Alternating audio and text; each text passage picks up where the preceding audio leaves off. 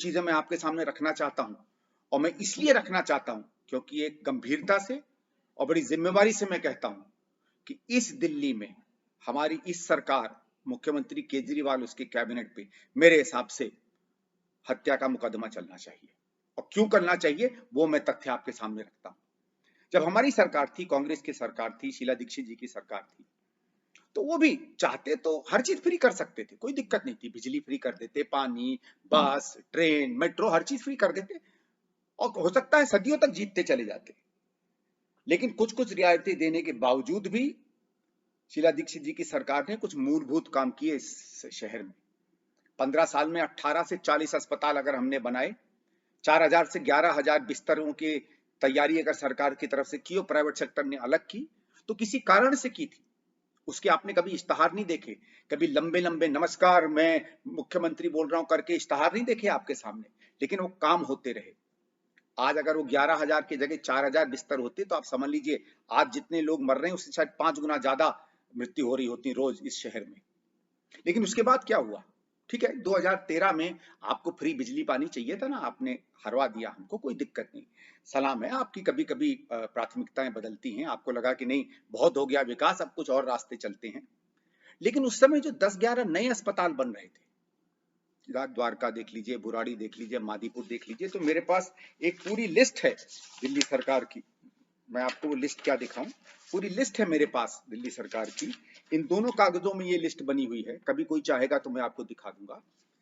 11, 12, 15 अस्पतालों का शिलान्यास शीला दीक्षित जी कर गई थी, सब के सब बंद हो गए हैं। बल्कि एक आरटीआई में जब हमने पता किया तो अरविंद केजरीवाल की सरकार ने अपने बारे में कहा कि ना हमने कोई नया अस्पताल बनाया है, ना उस पर काम शुरू किया है, ना एक भी नया बेड हमने तैयार किया है। जो कुछ किया है पुरानी सरकारों ने किया है। क्यों अरविंद केजरीवाल, क्यों आम आदमी पार्टी? अगर यही 7-8 हजार नए बिस्तर बन गए होते, 12-15 नए अस्पताल बन गए होते, तो क्या कम से कम 50-100 जानें रोज नहीं बचती? जिस तरीके का हाहाकार दिल्ली में मचा है, कुछ तो कम होता। मैं ये नहीं कह रहा हूं कि बिल्कुल दिक्कत कम होती, कोई नहीं कह सकता, इतनी भयानक बीमारी है कि कितने भी आप अस्पताल बना लेते, बिस्तर बना लेते, एक स्तर से ज्यादा दिक्कत आती, लेकिन दिक्कत कम आती। अगर मुझे 4 गिलास पानी दिन में चाहिए, 1 गिलास भी मिलता तो प्यासा नहीं मरता मैं। दिल्ली में कम से कम सैकड़ों जाने, हजारों जाने बचती।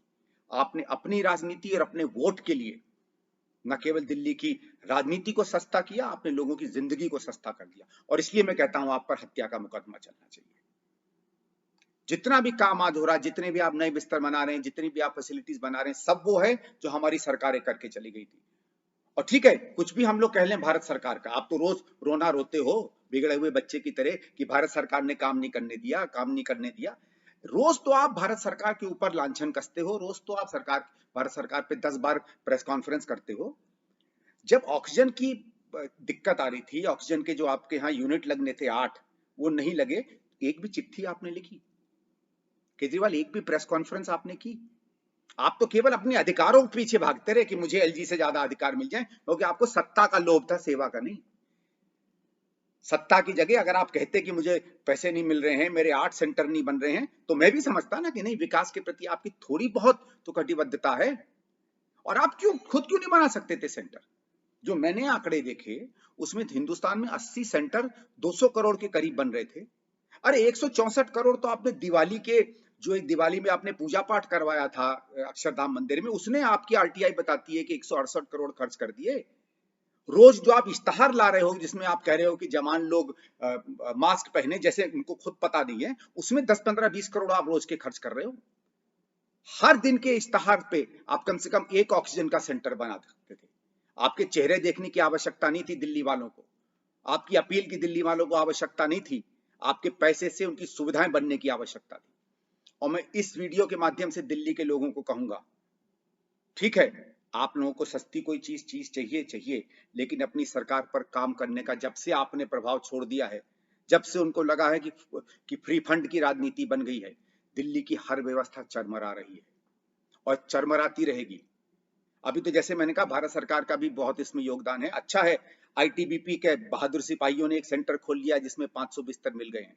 आर्मी ने और डीआरडीए ने बड़ी बहादुरी से अपने कुछ सेंटर खोले हैं जहां बहुत से हमारे बीमार जाने लगे हैं। अगर ये सब नहीं होता तो क्या होता? आम आदमी पार्टी की तो केवल रोज फोटो आती है कि अब हम 500 यहाँ खोल देंगे, 500 वहां खोल देंगे। अरे जब आईटीबीपी और आर्मी वाले खोल सकते थे सेंटर, तो आप क्यों नहीं बिस्तरे बढ़ा सकते थे? बंद कर दो ना सारी सब्सिडी, बंद कर दो हर जगह पैसा डालना, झोंक दो हर रुपया इस चीज में, डाल दो हर पैसा इस चीज में। लेकिन नहीं, आपको विधायकों की तनख्वाह बढ़ाने में 1 महीना नहीं लगा।